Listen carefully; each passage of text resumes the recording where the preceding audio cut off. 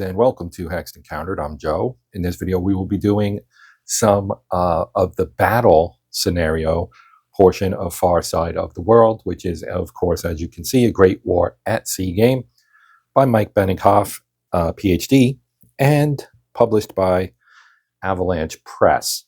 Now, this is the game that used to be called Cruiser Warfare. This is a new edition of that game. And so it is a Great War at Sea game, but it is different in some key ways, and we'll get into that more so when we talk about the campaign.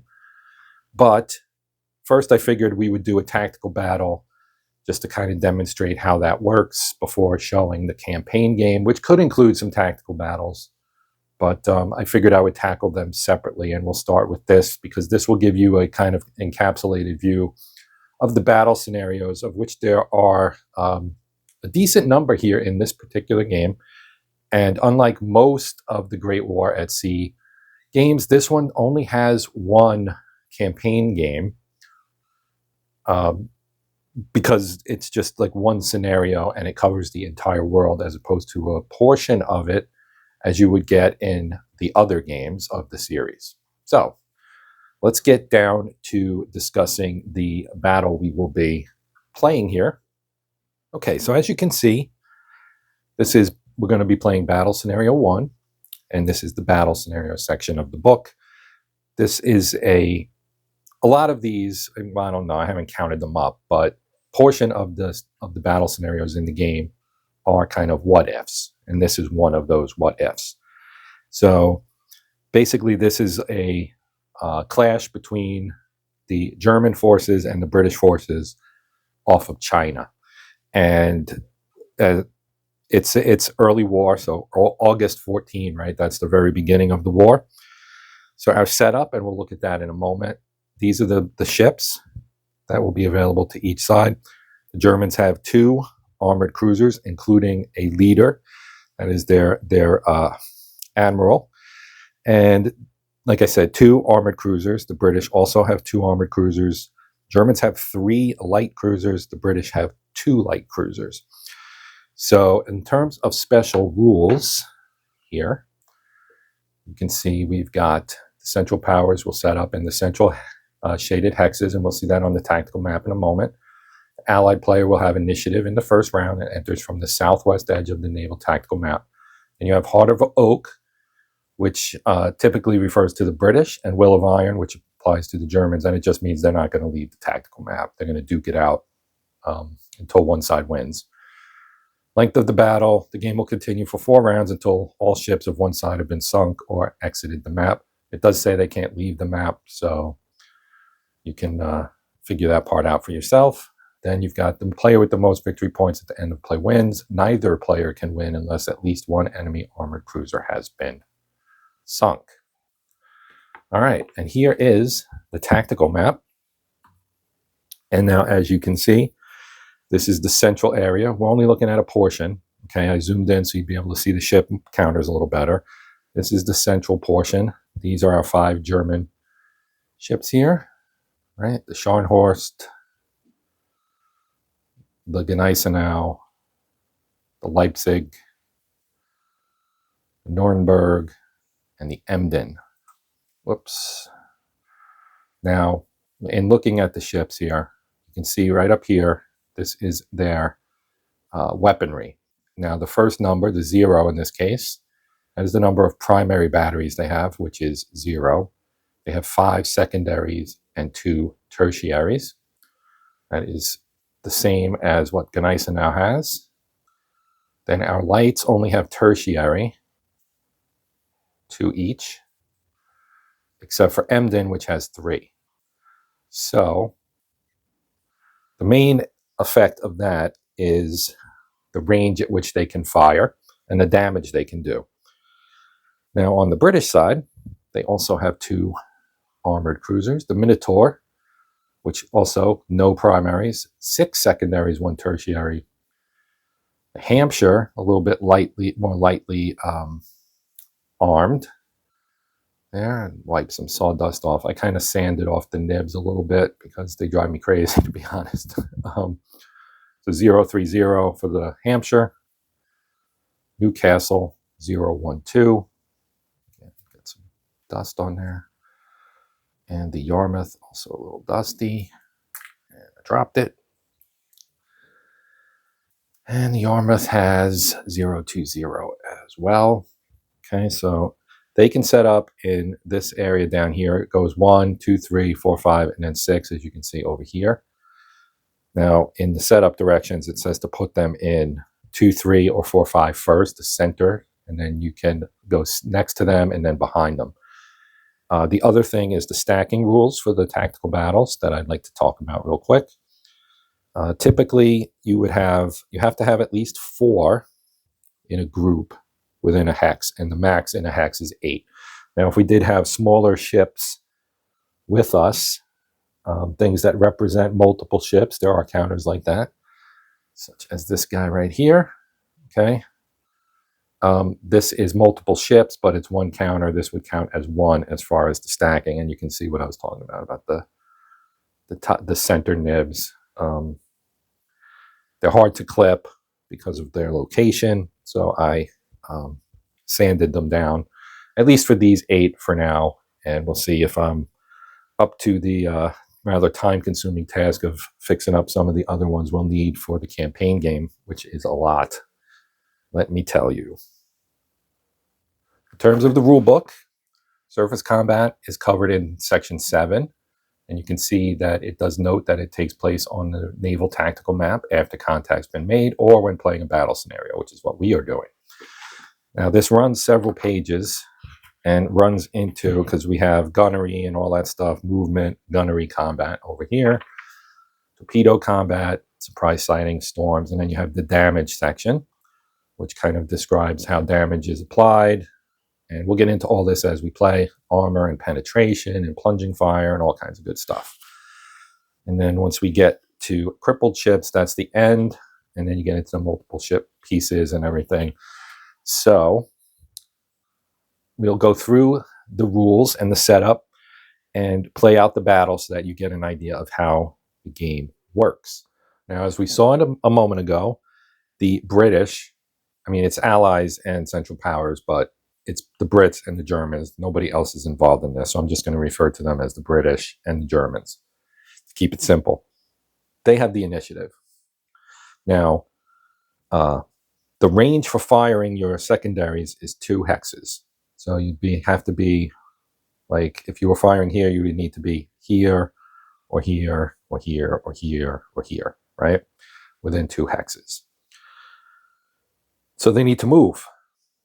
And they can only move at the speed of their slowest ship. And the speed is right here, 1. Okay, so the armored cruisers are 1s, but the light cruisers are 2s. So if the light cruisers were alone, they could move 2. But since they're not, they can only move 1. So we're going to move them here. Okay, now that would complete their move. But that does not mean that the turn is over for them. We'll get into this here in a second because there is a sequence here of the impulse, okay, which becomes the round. So they've moved, and that's the only British group, so the Germans would now be able to move. And they have the same situation, except that they only have, well, they also have 2 ships that are 2 speed. The Leipzig is a bit older, I guess, only has a speed of 1. So anyway, Spey, the German commander, Graf von Spey, he's going to move his ships as well, and they'll move here. Now, the danger of doing that, of course, is now they've moved, so the impulse sequence would move back to the British, except what they're going to do is fire, right? And firing is simultaneous. So they've both maneuvered a little bit, gotten close enough that they can now shoot at each other with their secondary guns.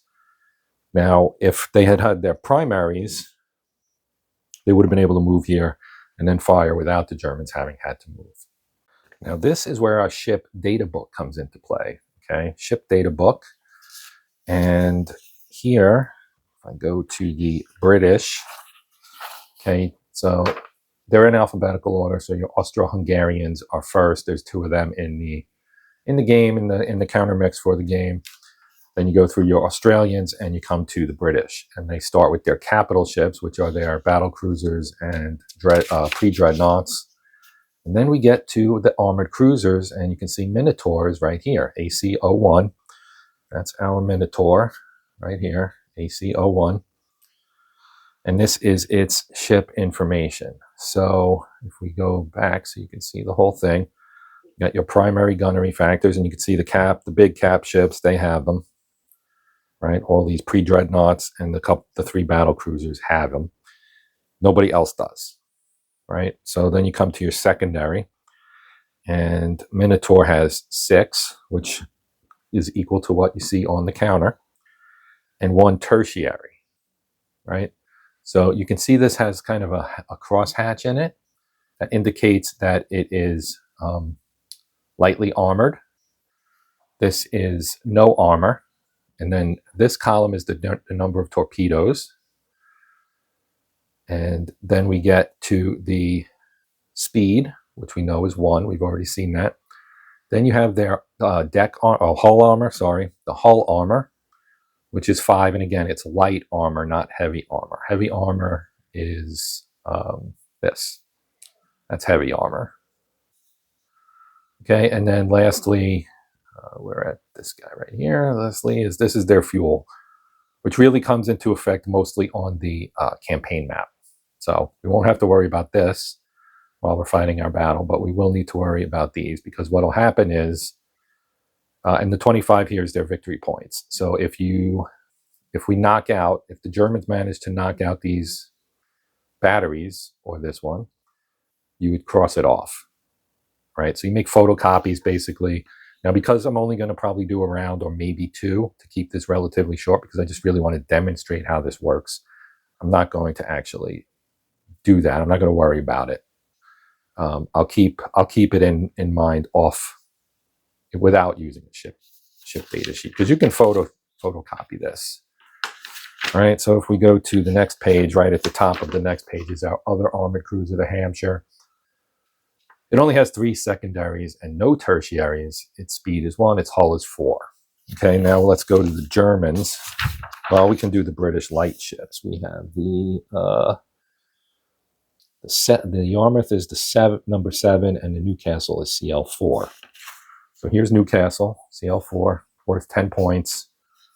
It's got 1 secondary unarmored, 2 tertiaries unarmored. It's got torpedoes, speed is 2, hull is 3, unarmored. Okay, primaries will penetrate armor, but the other ones can only penetrate certain armor. Now, in this case, these secondaries can damage each other, so we're not going to have a lot of things bouncing off. We don't have to worry about that. And so if we go to the Germans next, the German capital ships, there are Scharnhorst and Gneisenau. You can see they've got 5 armored. They're identical, I believe, sister ships. They have armored secondaries and tertiaries. They both have torpedoes. They both have a speed of 1, and they both have 5 hull armor, lightly armored hull, and then their fuel store. And then the light cruisers, Leipzig is one of them, Nuremberg is another, and Emden. You can see all 3 of them there. Emden's a little bit more powerful and is worth 8 victory points, while Leipzig and Nuremberg are worth 6 each.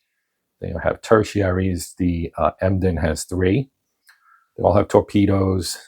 Emden's a little faster, and they all have 3 hull, unarmored, and similar fuel stores. So as I said, I won't really track all of that. I'll write it down as a note, and maybe I'll display it during the video in some way. But the idea is we don't want to bog this down too much. One thing I didn't mention is sighting range. It's 4 hexes in daylight. This is a daylight scenario. So when they were here, they could see each other. Now that they've both moved, they're actually within firing range. Okay, primary guns, range is 3 hexes. Secondary, 2, and guess what tertiary is? That's right, 1. So to fire the tertiaries, you'd have to be adjacent, which none of our ships are. So we're all going to be firing secondaries. The ones that have it will be firing. Now the Brits have the initiative. They get to go first. So I'm going to spread these guys out. And you can see they all have secondaries. And then the Germans only have secondaries on their armored cruisers. The light cruisers, none of them have secondaries. So that means the Germans will only be able to fire 2 ships. The British will be able to fire all 4 ships. So they have a little bit of an advantage there. Now, the way combat works is pretty simple. You have to choose a target. So let's just say Minotaur will fire at Scharnhorst. We'll keep it simple. We name our target.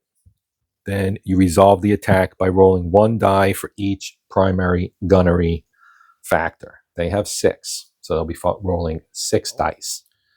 I have 6 red dice here. I will use those for the Brits. I will roll them here in my dice mat, and they got no hits.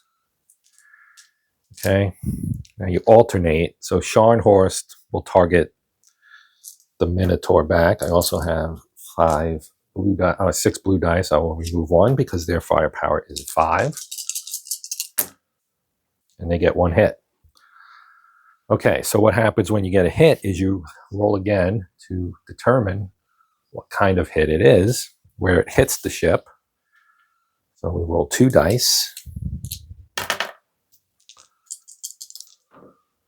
And we got a 6. 6 is tertiary. So that would knock out Minotaur's lone tertiary gun. The lone tertiary gun on Minotaur has been disabled. And then we would go on and do the next ship. And technically you're supposed to roll all of them, I think. Let me check.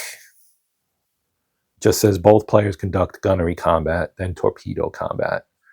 So we'll just do initiative player move. So you do a round of combat, then you can move your ships based on speed. They're groups, right? So all our groups are speed 1. Can't split the groups. That's against the rules. So these are all going to hang together.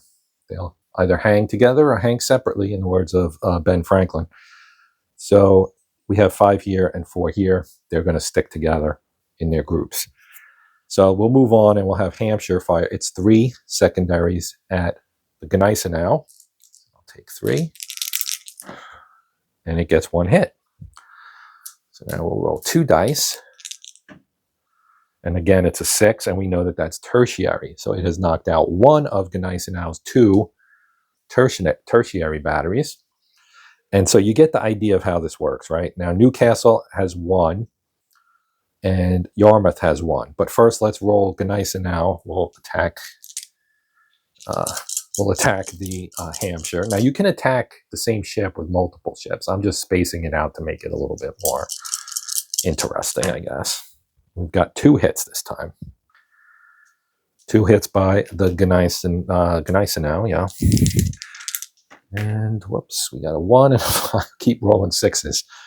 So they don't have any tertiaries. So guess what? No damage. But they did hit twice. Let's see if we can get something other than a 6 this time. We got a 5. And a 5 is secondary. So that would leave Hampshire with only 2 secondaries. All right, now let's go on to Newcastle, which only has 1. Rolls a 6, that's a hit. And let's see where it hits. It's a 4. A 4 is Hull. Now, it has an asterisk for plunging fire. So you can see here, if plunging fire, right, here's 4 Hull, asterisk. If plunging fire, 8.3, add second Hull hit. So let's look at rule 8.3. This applies to primary guns. So it won't apply here, but just so you know what it is, if it's a hit applied or scored by a primary gun at 3 or 4 hexes, it will lead to a result of 4 or 10. Oh, if it scores a 4 or 10, a second hull box is destroyed.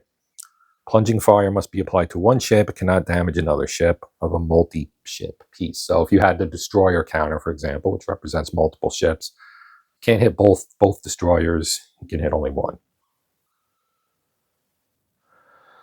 So the Germans are done, and the British have 1 ship left, and it has 2 guns, and that is the Yarmouth. So we'll take So 2 dice I just used. We'll roll them again, and no hits. So that would end that round. Then they'd be able to move. So if we stack them back up, right, and they were here, they could then move here, which would then bring them within torpedo range, as well as tertiary range. So I will show you how torpedo combat works, just to kind of wrap it up here. As I said, I'm not trying to show you this whole scenario because we'll get into full play when we do the campaign game. Okay, so let's talk about torpedo combat. So during a torpedo impulse, which follows after gunnery. So in this case, we would have had a second round of gunnery, but we're going to skip that just for the sake of demonstration. So during a torpedo impulse, ships with torpedo tubes may fire torpedoes at enemy ships in the same or an adjacent box, or hex rather. Torpedo and gunnery steps are resolved separately. Thus, a ship which had its torpedo mount destroyed by gunfire may not fire torpedoes in the subsequent torpedo step, right? So you do gunnery first. If it knocks out the torpedo mount, you will not be able to fire torpedoes. Now, talking about torpedoes, how do you know if your ship has them? Well, it does show you in the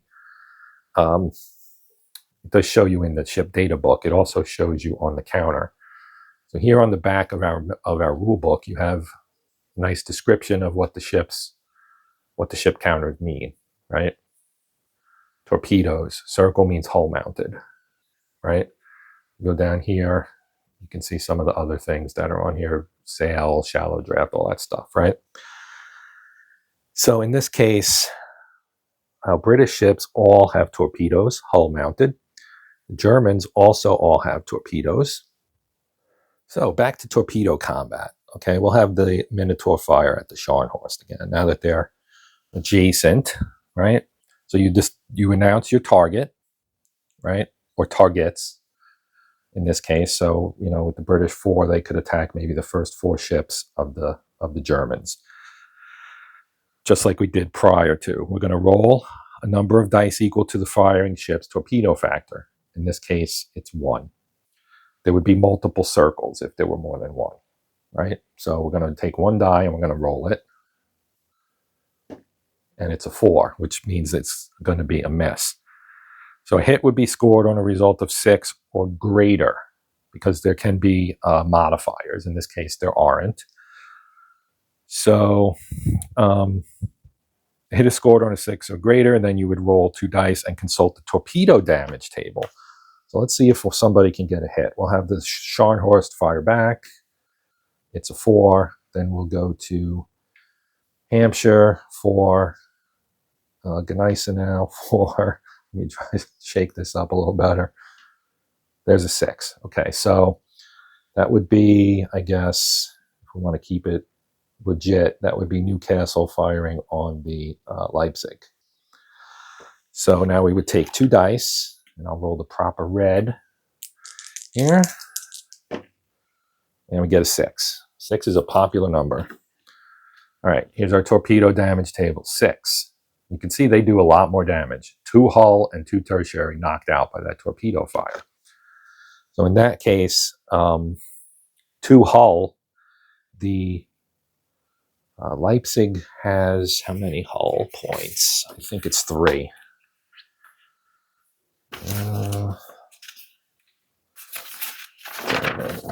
Leipzig has 3 hull points. So that would put that would take out 2 hull points as well as their tertiary, and basically put that ship in pretty solid jeopardy of being sunk, right? Because you lose all your hull boxes, you get sunk.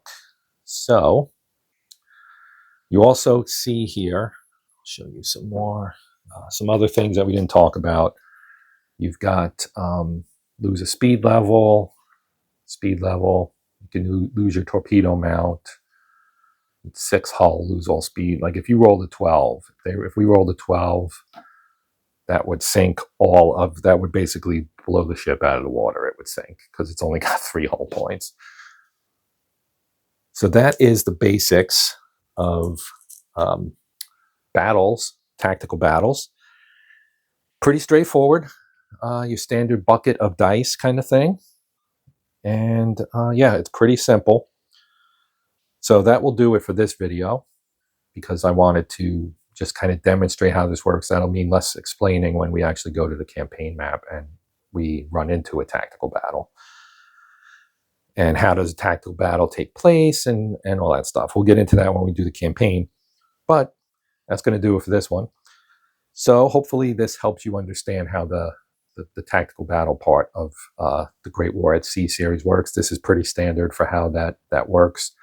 Our campaign game will be mostly standard, but somewhat different because of the nature of this game, as opposed to, say, Jutland or any of the other Great War at Sea games, where you have a smaller operational map and there's more searching and things involved. This one has some very special rules that we'll get into when we do excuse me, campaign play or operational play in our next video on this game. So that's going to do it for now. Thanks for watching. Thank you to my members. Quick shout out to them. I think we're up to 7 now, which is great. Appreciate the support. Thank you for that. If you're interested in finding out more, click the join button. There's a video you can watch.